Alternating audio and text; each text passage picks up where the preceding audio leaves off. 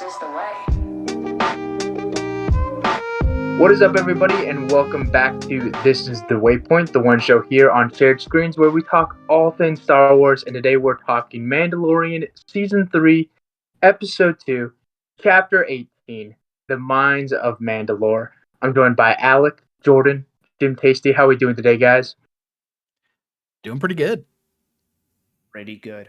Fantastic. Fantastic. That's what I love to hear.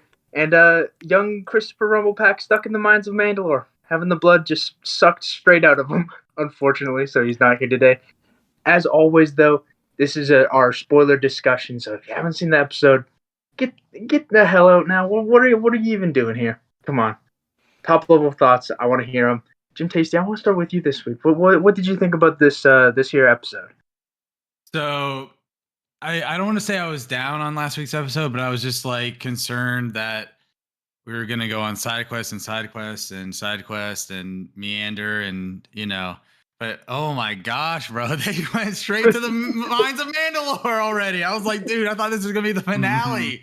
Now exactly. I don't know what the heck's going on. So my goodness, man, this episode had it all. I'm buying Bo-Katan stonks now. I thought she was awesome in this episode in terms of like going through her emotional trauma, seeing how like adept she was with the Darksaber, and Mando's like lugging it around like it's like a club. So just to see the differences of character there, seeing Sindari like in live action was really cool. And then come on, the Mythosaur dude, like I was like, holy smokes, bro. I was like, this is going to be, man, that was wild, dude. So amazing episode, man. Amazing. And they broke the mold. I thought they were going to, Awesome episode. I love it. Jordan, how you feeling on this one? So I liked it. I haven't watched Clone Wars. I've mentioned that on the last episode. I don't know a lot of the stuff that is being referred to, but I know, I think the basics. So I do have a few questions that I know you guys are going to definitely educate me on and stuff. But as a whole, I mean, I thought that the episode was cool. I mean, we've even seen a little bit more advancement in Grogu. We've gotten cool look at different types of droids and I guess a droid living hybrid thing. But overall, a cool episode. Also, I'm just going to be right back, guys. Don't feel like you need to pause. Sounds good. And with that, Alec, what do you think about this episode, man? Oh, I absolutely loved it. Like, all the theories that we were having was based on the fact that we weren't going to be going to the Mines of Mandalore for a while. And it's literally like, hey, first 5 minutes, throw all that out the window. Like, we're just going right there. Like, and we got to see Boonta Eve. That's cool. Like, yeah. And yeah, so this episode, like Bret said, it had it all. We got to see some funny moments, we got the Jawas and the droids at the beginning, but then we got some crazy tense moments where, like, hey, Grogu, go get Bo-Katan. Go back to the ship, fly to another planet. It's like just insane how good this episode was. So yeah. And how are you, Josh? I'm right there with y'all. I love this episode. There was, some choice decisions there that I wasn't 100% keen on, but overall, I'd say a fantastic episode. I love the action. I love, like y'all mentioned, that we just like broke the mold right off the rip, just straight to like the Mines of Mandalore. And the second episode, like, oh my god. My biggest issue with it, so dark. God damn, it's so hard. They have all this like well choreographed action, and it's so hard to see. I felt. Okay, so I'm glad because I just assumed, because I was watching it at my lunch break at work, so I just assumed it was like my monitor at work just not being properly calibrated. So I'm glad that it wasn't just me thinking that. This is like way too dark. Yeah, that's odd because for me it didn't seem that bad. So I don't know if like I either have my brightness up really high on my TV or maybe the sunlight was just glistening perfectly, that golden hour. Yeah. But other than that, I loved it. I know Chris runs the show pretty loosey-goosey in terms of just talking all over the place. I like, doing a little bit more of a structured breakdown. So let's just start off with Boonta Eve. You mentioned on Tatooine, getting back with Polly, I believe it is. I think so. Pelly. Yes. Pelly, Polly, Pelly. And the How do we furry feel about Jawas. The furry Jawas, dude. Oh my god. How do we feel seeing her again? I was a little surprised to see her again. I guess kind of surprised, but kind of not really. Right. Just because she's played such a, I don't say a huge part in the show, but a prominent role. Mhm. And seeing that she's like basically just scamming people for parts that the Jawas just have, I thought that was great. Yeah. Shout out to how good she can speak Jawa. And I'm not even talking like in universe. I'm talking about the actress being able to make that noise is like fantastic.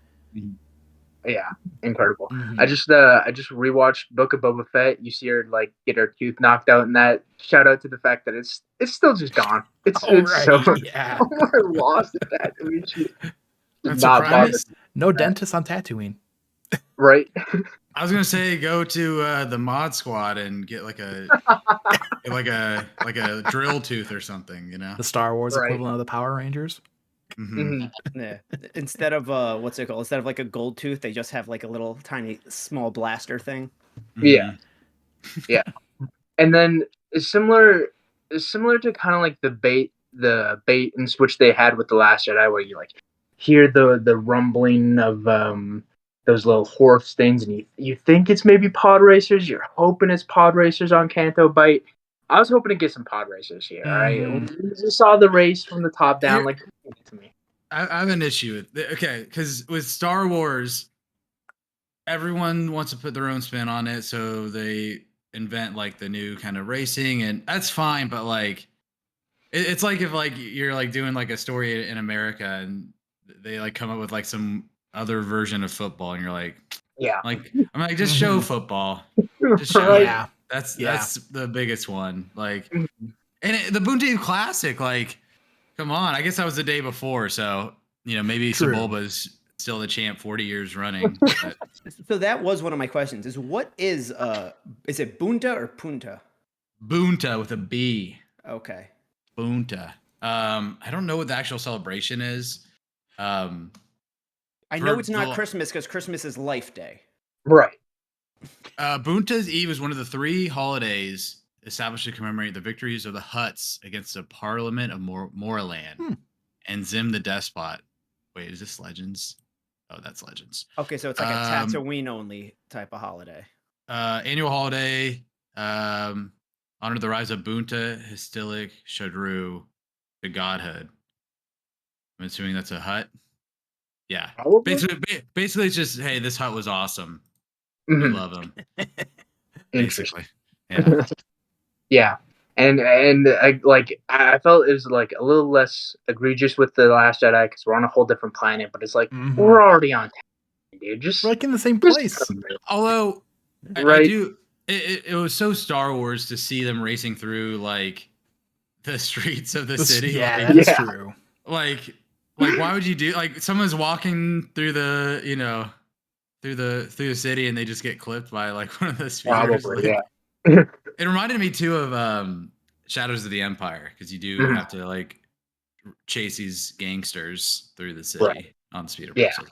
Okay. Yeah, and so I was like, maybe this isn't the main event. This is just more of like a side street race that we're doing here, you know? Mhm. Mhm. Main Yeah. event it is. But this whole front section leaded to like a couple of the choice decisions. Like I felt with the episode getting rid of Grogu's cockpit, like the little bubble in the back on the Naboo N1.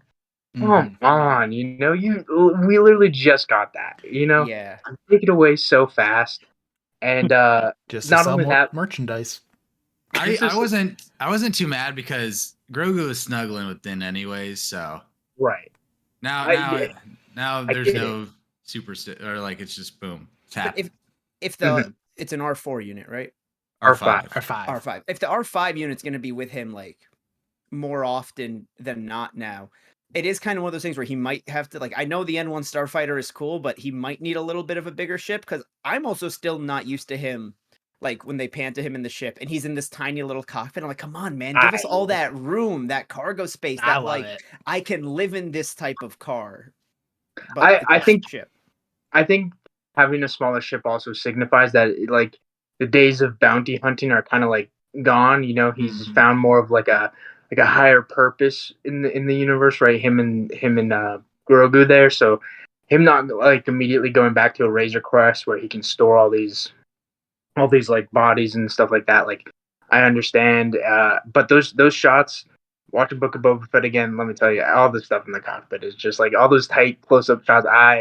I'm here for it. I love it. And then the other thing too is like, yeah, this dude who's been just so like stuck up on droids and just so reluctant to work with them. We saw him, I guess, like in the pilot of season 1, and then at the end of season 1, work with IG, and he's dead set on getting another IG unit, and then he's just immediately out the window. Just I guess I'll take an R5. Like I didn't love it.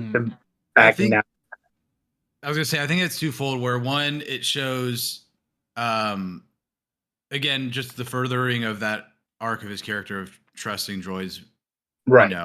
More and more, and then two, his desperation to get to Mandalore. Like he's like, hey, like I need this droid now, even though the proposition that is really high. I still, or like it's low of it actually happening. I still think there's going to be something with that because they wouldn't bring that up and then just completely throw it away.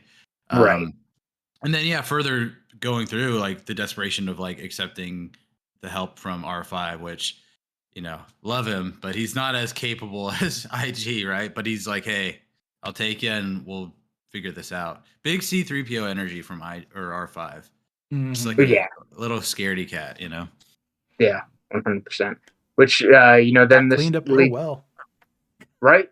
Which then this leads us, getting right off planet. Beautiful shots with the fireworks here. Looking at the cockpit, all that stuff was chef's kiss. And then traveling straight to the Mines of Mandalore, like right off the rip in this episode. I thought maybe, once we said we were going to it, I thought maybe there'd be, that would be the end of the episode.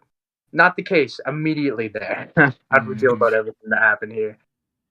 Well, I remember in the trailers, because remember we saw that shot of him leaving a planet with fireworks going on. I remember we were expecting what the heck could be going on there.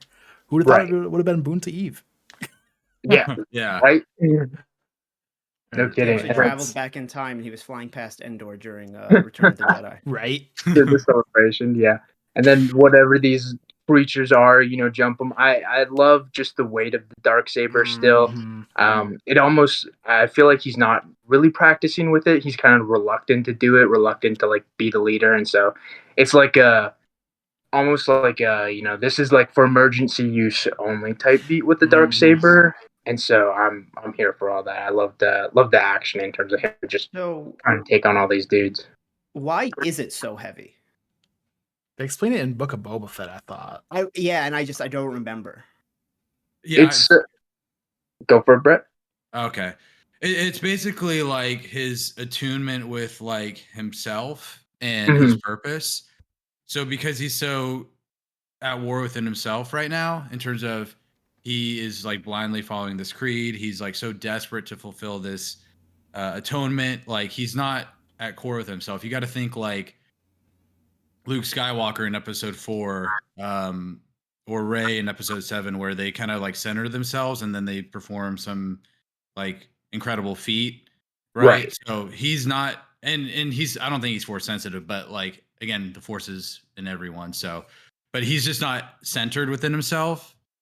So whenever he's using this weapon that's heavily involved with the force, he's fighting the blade. Like they talk about it in Clone Wars a little bit. They talk about it a lot in Rebels.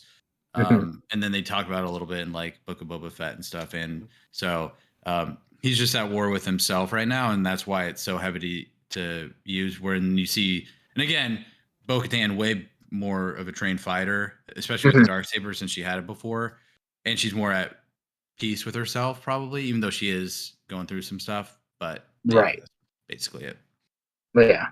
Then we get down there. Love just the scale. I feel like the volume is putting in work at this point. We're like 4 years using this thing. My God, this is probably the best it's looked in terms of just bringing, because it was so dark. Bringing to life this thing we've only ever seen, like I said, in Clone Wars. bringing to life the city and just the ruins, like just the scale of it all was just absolutely Mhm. absolutely gorgeous. Like, I know this is a little bit further ahead, but like when Bo-Katan comes back and they're flying in, Right? she's like, "It didn't used to look like this." Like, oh, Mhm. such a great moment there. Yeah, Yeah, yeah, because she's seen it all, right? Like Oh, yeah. again, we got more like of a lore download here with like her being like the royal family because Mhm. man, I haven't watched the Clone Wars Mando episodes in a while, but Same. I thought Satine got like elected or something, and that she was like this new regime of being like pacifist versus like the Mhm. old ways of Mandalore. So, but apparently like her dad ruled too, and there was all Mhm. that. Like, so we got like a bunch of cool lore stuff with her, and yeah, she's been on all sides of it, like in different ways, like being Yeah. part of Death Watch, fighting for the Republic. Like, she's had quite a journey, man. She's had quite a Fighting journey. alongside Jedi. Yeah, Yeah. literally, yeah, yeah, Yeah. incredible. Which, yeah, then knocked out by what was this droid? You called it by like the type of the name, Brett. What was this living droid we went down to go fight? Oh, I don't know. I don't know what this droid was. Mm-mm. Like, I don't think I've ever I seen assumed it something was like more like this. android cyborg esque, where it Right. was still had like living parts, but it was just more robotic in nature. Hmm. Yeah. Right. Yeah. Because like it had like the robot head that it could see its little like tentacles and like legs when Right. when Bo-Katan kind of like defeated it, Mhm. and then it It went to the almost looked big like one. it almost looked like a head in a jar kind of thing. Cause like the Yeah, yeah. visor looked like liquidy and not like digital or whatever. And so Mhm. like, I don't know, man. Um what's that thing that got Luke Skywalker in A New Hope? Can't remember the name of it. Um, in the garbage disposal. Yeah, I can't remember its name. I was gonna say Right. Bakugan, but like that's like the little toy stuff. Yeah. Um, it's something like that, but like it looks something like that, but I don't think that's it. But like, Right.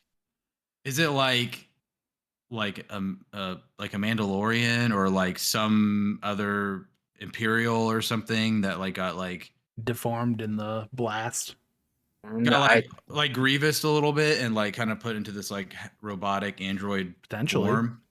yeah, that was very much like the vibe I was getting in terms of having it like the organic pieces like melded with all the robots. And what if it's Palpatine?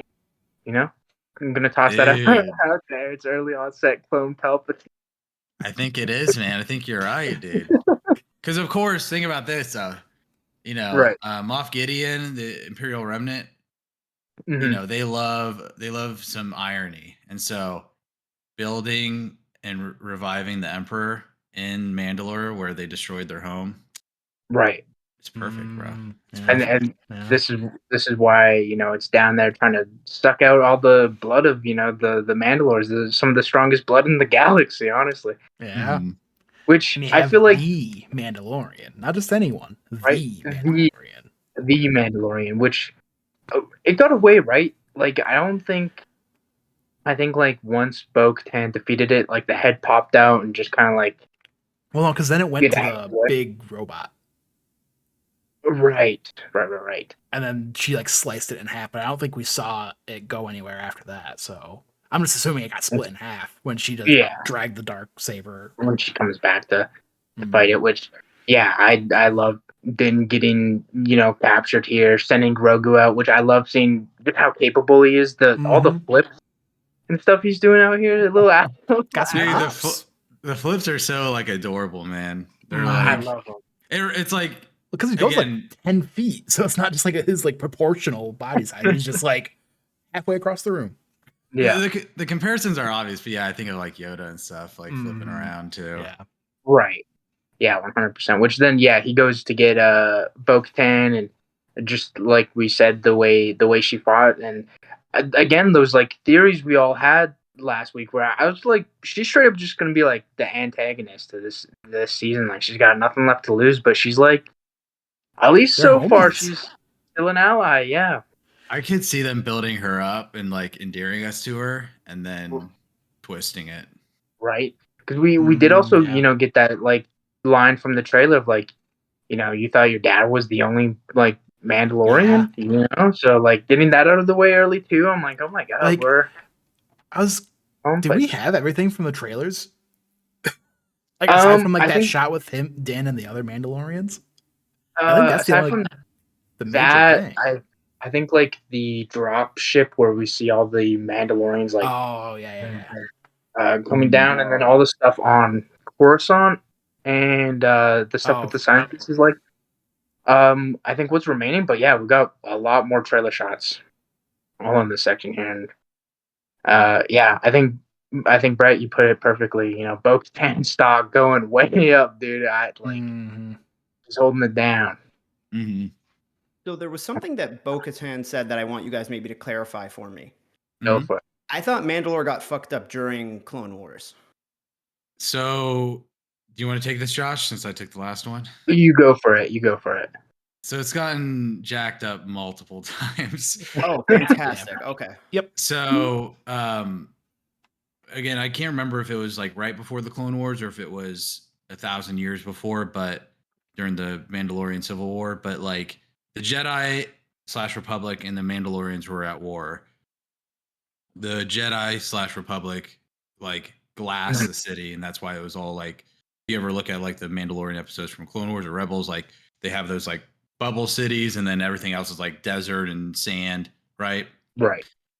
And then at some point in between Rebels and now, so end of Empire, like end of the Empire era / like Imperial Remnant era, they just like the Empire just bombed Mandalore again, and I don't think we know why. Gotcha. Right? We don't know specifically why yet, but they did nuke it, and that's why the sand is all like glassy now because it got superheated from all the bombs and stuff like that. So it's gotten jacked up multiple times. Yeah, in Book of Boba Fett, it's kind of implied that Moff Gideon was the one to kind of orchestrate that strike, right? Yeah. And like Avisla's like, he has the blood of 1,000 Mandalorians like on his hands. Like you should have killed him, honestly, for the Darksaber. So I think that was like the Night of 1,000 Tears they call it. I think that was the final strike on it that has left Mandalore in the state to where it's just all ruins. Mm-hmm. Yeah, in a state where there's always a bigger fish. Well, Din goes walking around. He finally gets the fade, and then right underneath, right, just taken, just literally a bigger fish. Yeah. Well, I was gonna say before those, or before that whole part, like those like weird like other dudes that they were fighting in the cave, like Bo-Katan said that they were like all in the wasteland before, like outside city or in the outskirts. So now because everything got glassed and like blown up, they went underground. So, so it's like that whole point of her being like, "Oh, if they survived, what else did?" Right. Yeah. In which then we see direct ramifications of that. Yeah. Mm-hmm. She was giving him some eyes when he was getting in the water. She was kind of impressed. Like I don't think Din was the only one getting wet. You know what I mean? 100%. Well, I think again, it's like the inverse of like Bo is teaching Din some things about like it was like the Pogger soup or whatever. Like Pogger soup, yeah. Like she was like, you've never had this, like, because she grew up in Mandalore. She was Mandalorian royalty, so she is quote unquote like one of the most like pure Mandalorians, right? Technically, if you like, if you view it like that, and the fact that this other guy Din, who's a part of like the true like sect of Mandalorians, doesn't even know what that is or has ever had it. It's like interesting dichotomy between the two characters. But with that, with the bathing, I think I don't think it's like gonna alter her worldview, but I think Bo seeing Din's resolve and his belief, like, and actually living it out, like I think is impacting her a little bit. Yeah, I got that vibe as well. That might like have ramifications for her to be more resolved with, her like journey and mission to to lead Mandalore again. Yeah, But I was honestly right there with her once she like starts kind of taking off certain armor pieces. I was like, oh my god, is he gonna unmask? Like how far are we going here? He's just stripping down, right? Yeah, and then this horror movie moment where big fish just drags Din down, and we're another dark scene in terms of Bo-Katan swimming after him, trying to find him, and I feel she gets him, but weird place for a cliffhanger. I'm not gonna lie. Yeah. Yeah. Because it's just like, well, are they gonna fight the thing next, or are they just gonna leave? Right? Well, I wanna bring up the fact that like he gets pulled in by the mythosaur. She dies in like immediately. Yeah. And this homie's already like 500 leagues under the sea or whatever. Like, right. I was like, I mean, dang, dude, that guy. Did you like, see how big that yanked thing him was? down. Like, like she was like as big as his eye. Yeah, Yeah, true. I mean, When they were swimming up and like you're like, is that a rock? And you just see the eye. I was like, fuck. Well, they Right. did that thing. They did that thing earlier where Din was in the mines before Bo showed up, and he's like scanning, and it's a super close up shot of a rock. And I thought it was like some creature again that the eye was gonna open up or whatever. So I was like, yeah, man. But yeah, I don't know if they're gonna fight the mythosaur. Right. I feel like they might just tuck their tails in and run, or it's gonna be something like they're running away, they're escaping, and then like the watch people show up to help Din because maybe they were FaceTiming and they saw Din bathe and they're like, all right, he's cool now. And we can go to Mandalore. So Because again, like I don't know what proof you need, but like technically, he did more than bathe. He went to the bottom of that. spelunking, bro. Spelunking. IG-11, man. Where are you? Right? Like more than enough. More than enough. We just somehow need evidence of that, and my God, he's good. Do you think we get Mando DLC and Spelunky too? God, I wish. That would make me buy that game. But Power Wash Simulator. Clean up Mandalore. The scene, you're kind of going back a bit. The scene where Bo-Katan was fighting like that living droid thing, whatever we're calling it. Just like, man, just made me more excited for Survivor. Because like seeing her with like, although it would be better if it was like not better, but like it would be cool if we ever got like a Mandalorian game. Yeah. So we got like all the Why armor, don't we like have all one? Why don't we have one? I'm What's hoping going for on? That'd be right. good. But yeah, just having like all those gadgets and stuff to fight, and then like eventually it's like, hey, here's the Darksaber. Just boom. Yeah, that droid was freaky because it was like, I guess the head was the only living part, and so it could just crawl off and attach itself to other things. And when he was in that cage at first and he started spinning, I thought they were gonna like cook him like a pig, like when you put a skewer through a pit. Yeah, but I was like, oh no, he just wants his blood. Yeah, exactly. Which, like, I also like too, like, we're just picking up the Darksaber and just using it, right? And we mentioned like, she already knows how to use it, but like, I feel like that breaks like some rules. That might be like considered a war crime on Mandalore. Like, right. I don't think you can just pick it up like that. Like, there's something going on. I mean, I think. But someone's life is on the line. I think there might be some bylaws or something. Well, there's probably no laws really.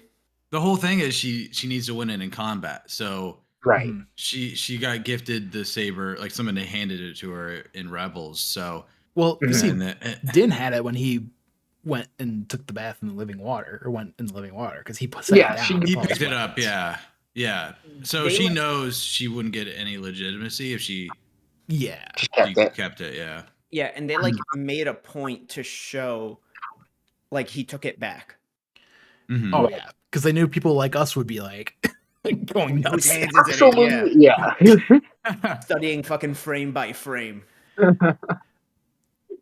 100%. And like we already talked about it. All our theories just immediately gone. But do we even want to try theorizing where we go next episode? What are we even doing here at this point? Is it worth it, or are they just gonna?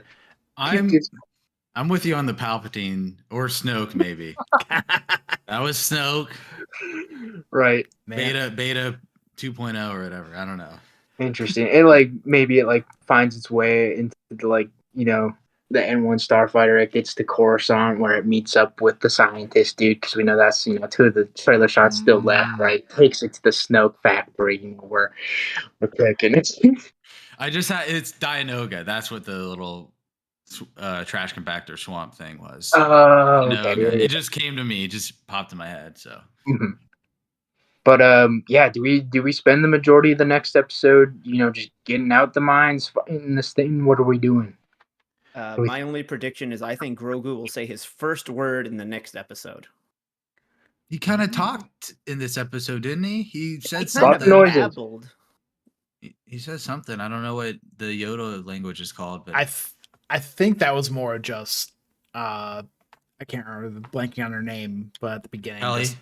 Pelly. I think that was her just being over the top and like, oh, he said his first word. But, yeah. It is also a thing that like babies babble more intensely as they're getting closer to speak.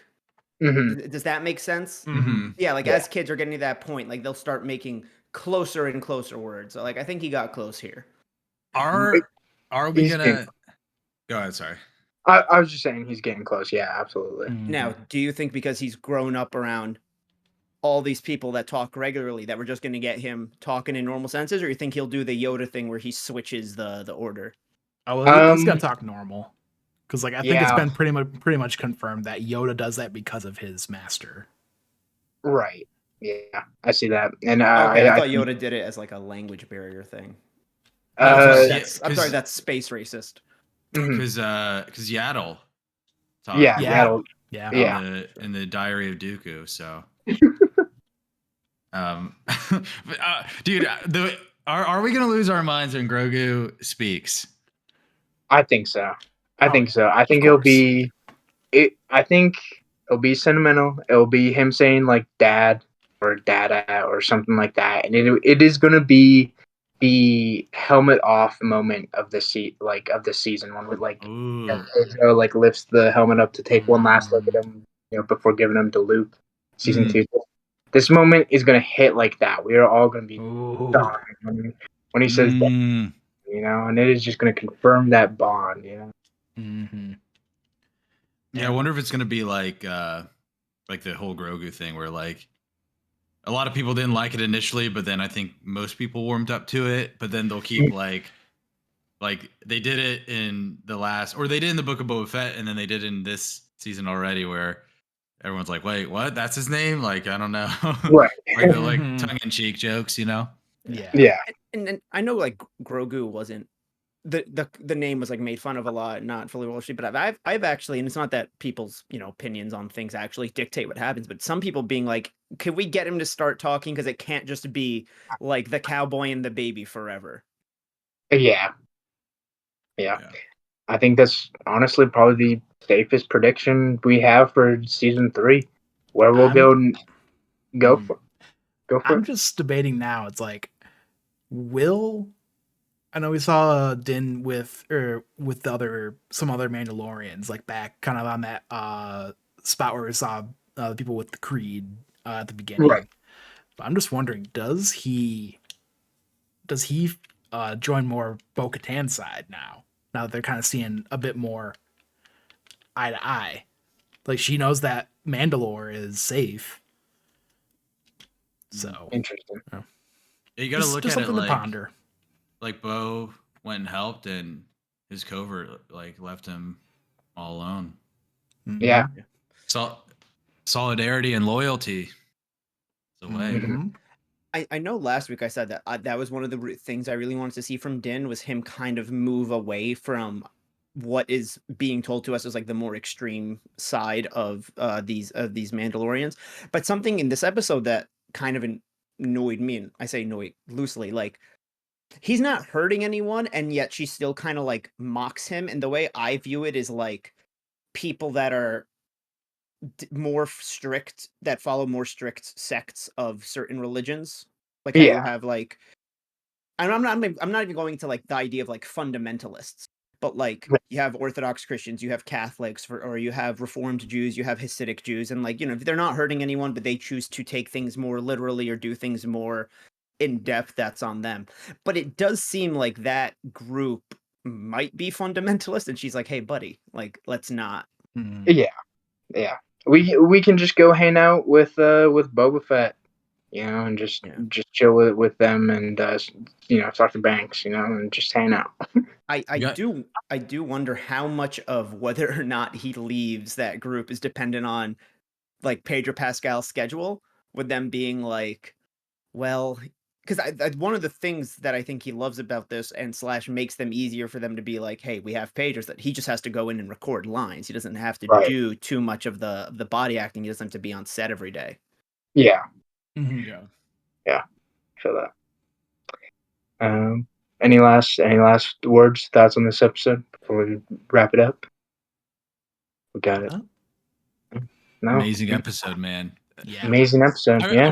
wasn't like, again, I don't want to, like, I wasn't too like down in the dumps last week, but I was concerned, and they like just instantly like just was like Alleviated. boom, Mhm. yeah. Yeah. Because like Mandalorian like has been like an A or A plus like every week for the entirety of the show, and so I it agree. has such a high standard. And yeah, I think it's more clear that last week's episode was like, hey, Joe Blow from Idaho, who watched Mandalorian season 2 years ago, who doesn't know anything Right. about Star Wars, like just a little refresher for Right. folks like that who aren't like plugged in too much, so Yeah. Back in. Yeah. Absolutely. But where the rest of this season goes, we don't know. What did you think of this episode? Comment down below. Like the video. Subscribe if you haven't. And we will see you next week for episode 3 of This is the Waypoint. This is the way. This is the the way. way. This is the